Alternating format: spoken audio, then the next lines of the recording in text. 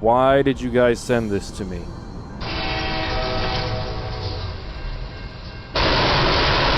Oh, geez, it's a can opener. It's even marked 12.4. How do you mess that up? Did you get your CDL out of a cereal box? Anyways, tragedy strikes. After decades of being an icon of the trucking industry, today we say goodbye to a legend. This is Vroom News.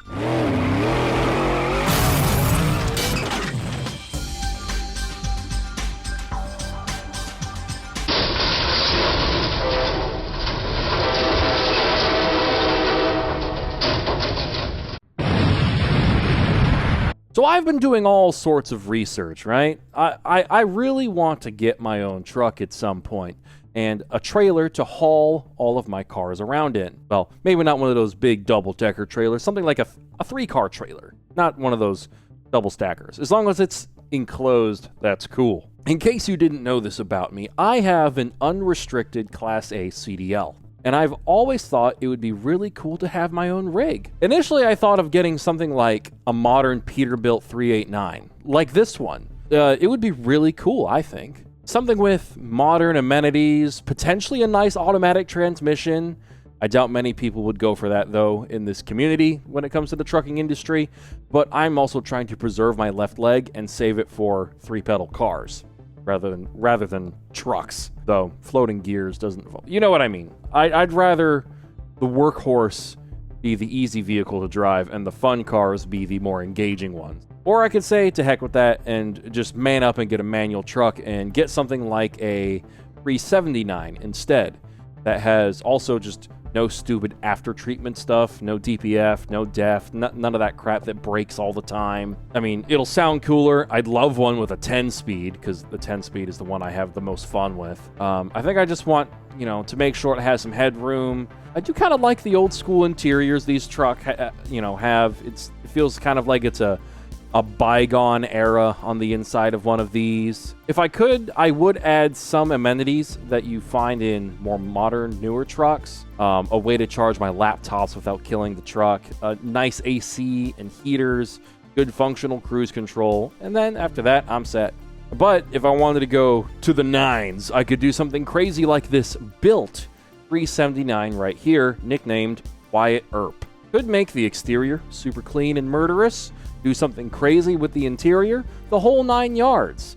That said, though, this looks like more than $250,000 of work and customization. I will just say that. But I really love the rectangular headlights that this truck has over the stuff you'd have on like a 389, I guess. The like a teardrop shape almost, kind of more rounded.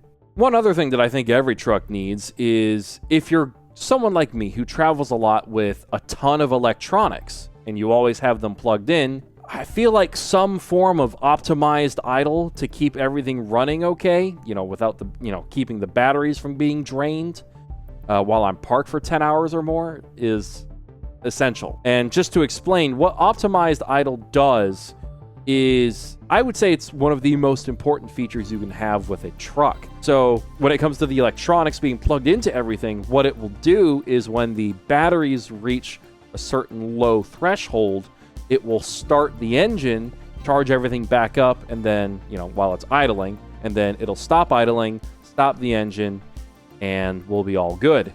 You can just keep editing, playing video games, watching TV, whatever it is you want to do. But the other thing is that it can help with keeping you comfortable. So let's say you're in Nebraska, like in the areas where I used to drive, where let's just say it's -15 out, because screw you. Well, when you turn on the heater, your engine is going to start because you will have chosen basically a target temperature you want the cabin to be at. And in order to get there, the engine will need to start, get everything going, so that it can get there faster. And then what will happen is once it reaches a threshold near that target temperature, the engine will stop, but the AC will keep working, obviously. And the inverse of that is if you're, say, somewhere really hot, like Arizona or whatever, I don't know, and you want to turn on the AC and you set that target temperature to something low, The truck's going to recognize, probably need to start the engine to get things going so that you don't cook yourself. And then once it gets to a certain threshold, the engine will turn off. And then over time, you know, as you're sleeping or whatever, the truck may turn on occasionally just to kind of allow it to constantly maintain that temperature that you've set it at. And I'd want that in an older truck, ideally. And I may have discovered an aftermarket solution. Idle Smart.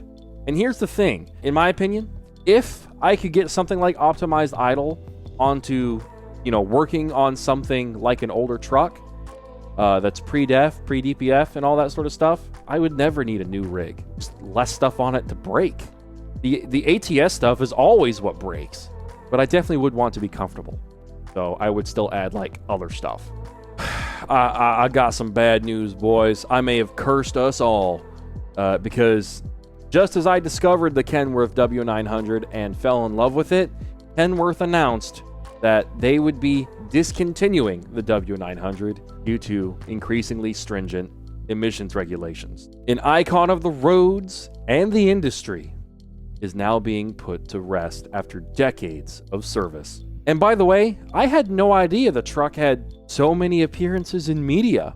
I didn't realize the W900 was so prolific in Hollywood. You know, you got James Bond, Smokey and the Bandit, crazy cool stuff. I think I am now probably more leaning towards a W900 over a Peterbilt these days. There's just something about them that I like just a little bit more. And I did at one point see one that I really like. It was a 1998 with a 10-speed. And I think it was a Cummins. I'm pretty sure. It could have been a Cat, though. I'm not sure. Can't remember. But it was nice. It was all black, too. So it looked very mean. Very old school. Like super Hollywood-esque. There's also a newer one.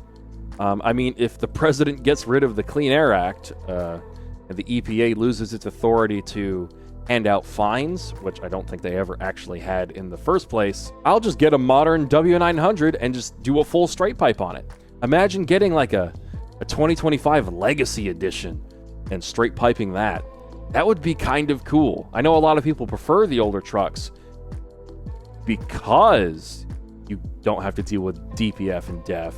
But if you can get a newer truck with all the amenities and all the comfort, and then you get rid of the ATS, I feel like that's pretty cool. And honestly, sometimes I'm leaning towards just thinking I'm kind of fine with the EPA getting the axe. Because, if I'm honest with you, I think the EPA was maybe 5 years away from having their own Ruby Ridge or their own Waco disaster. I mean, what would probably happen is someone would be building some race cars or whatever, and they'd show up on the EPA's radar for whatever superfluous reason, and the EPA would probably just show up and zipper everyone with a bunch of Uzis or something. And before you say, Tom, the government would never do that. Let's not manifest it. Because, oh yes, they would. The 9 most terrifying words in the English language are, I'm from the government and I'm here to help.